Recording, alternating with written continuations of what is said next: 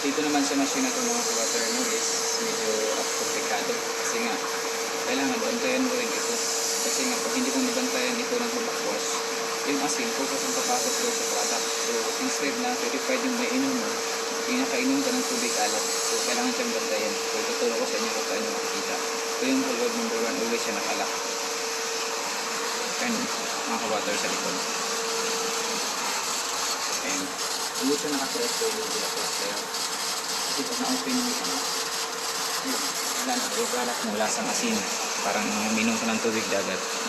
So sa machine nga ito mga ka-water is ito yung double membrane saka head, automatic head siya, digital.